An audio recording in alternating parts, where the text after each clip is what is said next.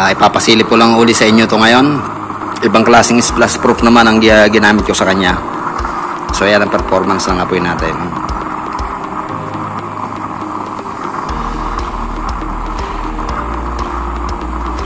Ganun lang katuli ng patak natin. Yung setting niya, ayun, nasa kalahati. Then ito ang kanyang performance.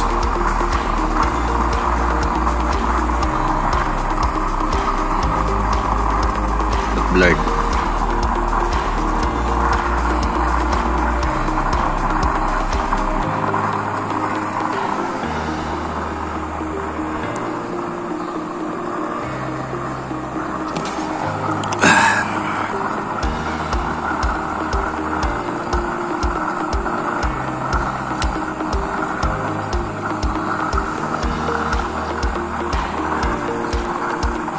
Ang nozzle na ginamit ko dyan, ganun pa rin kalaki.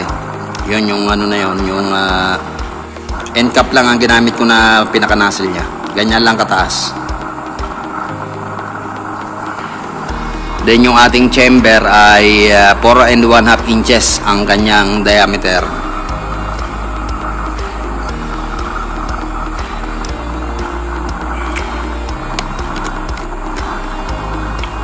Heavy duty na splash proof ito. Makapal kasi yung materialis na yan, kaya sinabi kong heavy duty. So okay din ang performance niya. Kalat din yung apoy. Safe din itong gamitin.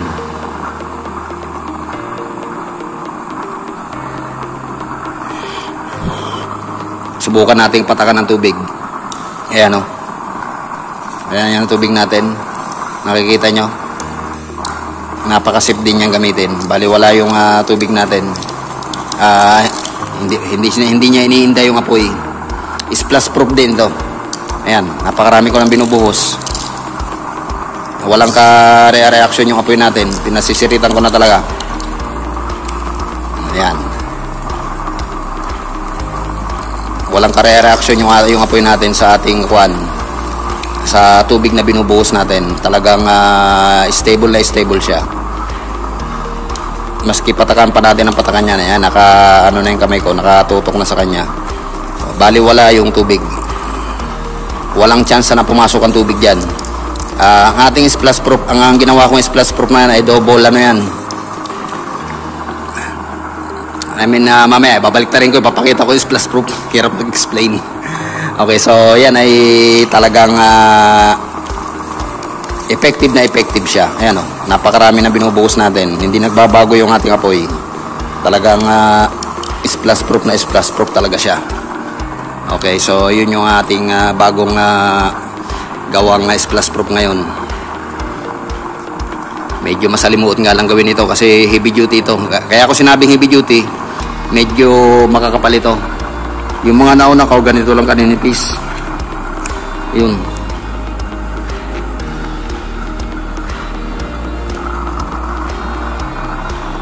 Ito ngayon ay makapalit na materialis ang ginamit ko sa kanya ngayon. Kaya heavy duty itong splash proof na ito ngayon. Yan, lalong gumaganda yung apoy. Oh. Nung buhusan kasi natin, lumamig. Yung ating pinaka splash proof ngayon ay nag-iinit na uli. Kaya gumaganda na uli ang kanyang performance. Talagang splash proof na splash proof talaga siya. Kahit pabuhusan natin ng tubig,